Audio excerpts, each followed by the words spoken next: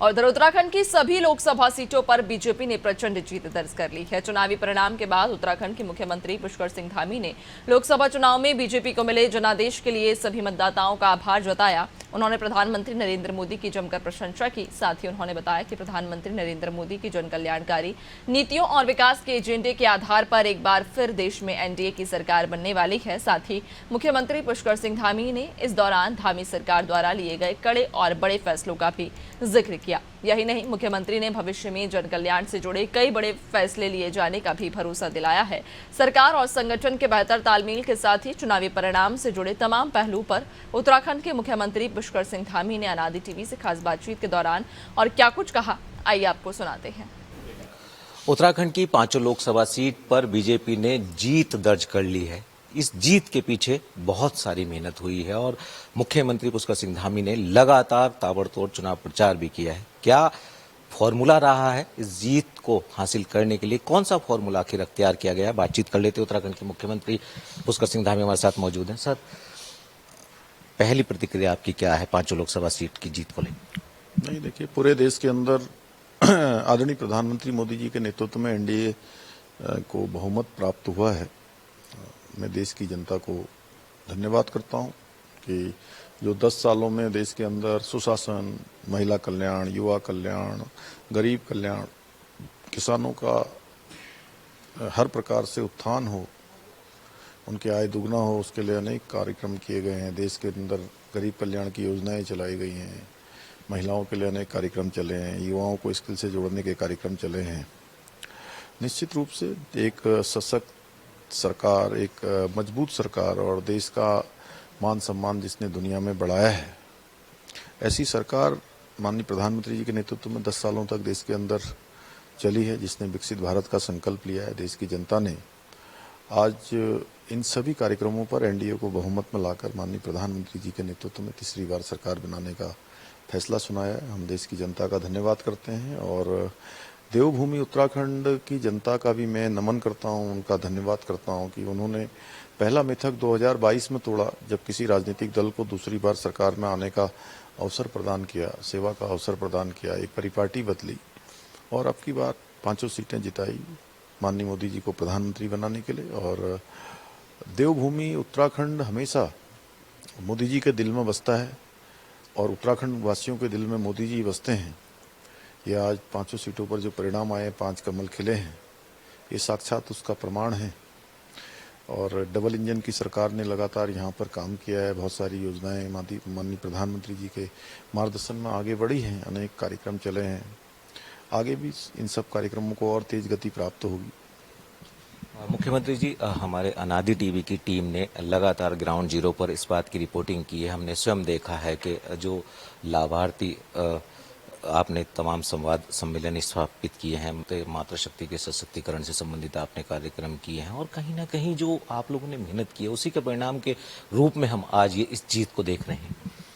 देखिए, गरीब कल्याण की योजनाएं हैं, डबल इंजन सरकार का काम है और बहुत सारे जो ऐतिहासिक निर्णय लिए गए हैं। नकल का अध्यादेश नौजवान युवाओं के लिए हम लाए हैं, युवाओं के उत्थान के लिए हमने सरकारी जितनी भर्तियां हैं वो पारदर्शिता के साथ अब यहाँ पर होनी प्रारंभ हो गई हैं और हजारों हजार की संख्या में भर्तियां हुई हैं। पिछले 2 सालों में रिकॉर्ड तोड़ भर्तियां हुई और बिना किसी नकल के हुई और ईमानदार बच्चे उसमें आए। गरीब माता पिता के बेटे बेटियों को चयन का रास्ता खुला है। इसके साथ साथ यूसीसी जैसा बिल हम लेकर आए। डबल इंजन की सरकार में चाहे 4 धाम ऑल वेदर रोडें हों, केदारनाथ बद्रीनाथ पुनर्निर्माण मास्टर प्लान का काम हो, हेमकुंड साहब का रोप वे, केदारनाथ साहब का रोप वे, दूसरे एम्स की स्वीकृति हो या टनकपुर बागेश्वर रेल लाइन का काम हो, कर्णप्रयाग ऋषिकेश रेल लाइन का काम हो। 4 धाम जहां हमारे विकसित हुए हैं, वहीं केदारखंड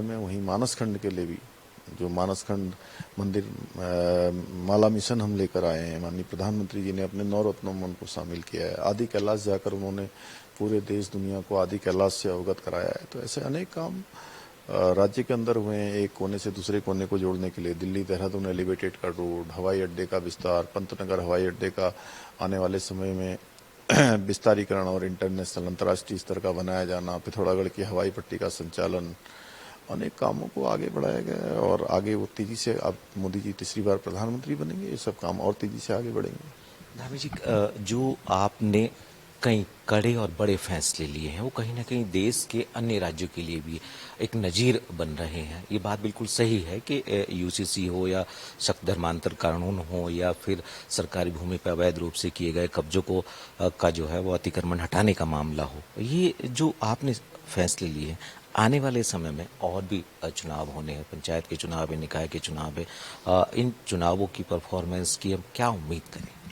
नहीं, देखिए, प्रदेश की जनता ने हमेशा हमको आशीर्वाद दिया है और हमारा संकल्प है कि हम प्रदेश के हित में हर वो निर्णय लेंगे जो प्रदेश के हित में होगा। यहाँ की माताओं बहनों के उत्थान के लिए जरूरी होगा, उनके सशक्तिकरण के लिए जरूरी होगा, नौजवानों के रोजगार के लिए जरूरी होगा, उनकी आत्मनिर्भरता के लिए जरूरी होगा, किसानों के लिए जो किसान कल्याण की योजनाएं हैं उनको और आगे बढ़ाएंगे, गरीबों के जीवन में और अच्छा सहायता हो उसके लिए गरीब कल्याण की जो योजनाएं हैं, कुछ नई योजनाओं को भी इंट्रोड्यूस करेंगे। हमारा प्रयास होगा और स्थापना स्ट्रक्चर के क्षेत्र में भी राज्य आगे बढ़े। और हमारे प्रधानमंत्री मोदी जी ने जो समय समय पर कहा है 21वीं सदी का तीसरा दशक उत्तराखंड का दशक होगा, तो इस दशक को उत्तराखंड का दशक बनाने के लिए हम हर संभव काम करेंगे। मुख्यमंत्री जी, लगातार हमने देखा है कि एक तरफ आप चुनावी प्रचार कर रहे हैं और दूसरी तरफ उत्तराखंड की जो चारधाम यात्रा इसकी भी मॉनिटरिंग कर रहे हैं, तो कहीं ना कहीं अपने व्यस्तम शेड्यूल में आपने गंभीरता से इन सभी पहलुओं पर गौर किया है? देखिए, वो पार्टी की अपनी जिम्मेदारी है, पार्टी का कार्यकर्ता होने के नाते मुझे पार्टी का जो दायित्व है वो भी पूरा करना था, लेकिन राज्य का मुख्य सेवक होने के नाते जो राज्य के लिए जो चुनौतियां हैं, राज्य के लिए जो काम है वो काम भी होने चाहिए। तो वो सब कामों को हमने कोशिश की है कि दोनों काम साथ साथ चलते रहें। और चारधाम यात्रा व्यवस्थित हो गई है, बैकलॉग हमारा हरिद्वार में ऋषिकेश में है, उसको धीरे धीरे आगे भेजा जा रहा है, लोगों को किया जा रहा है। ये जो चुनाव में अगर हम उत्तराखंड की बात करें, 5 लोकसभा सीट की अच्छा खासा मार्जिन सभी सीटों पर आया है। संगठन और सरकार का जो तालमेल है, ये जो आपसी समन्वय है, इसको उत्तराखंड के मुख्यमंत्री कितना महत्वपूर्ण मान रहे हैं? और चूंकि हम बार बार ये बात भी कर रहे हैं कि आने वाले समय में और चुनाव में भी आप लोग जाने वाले हैं।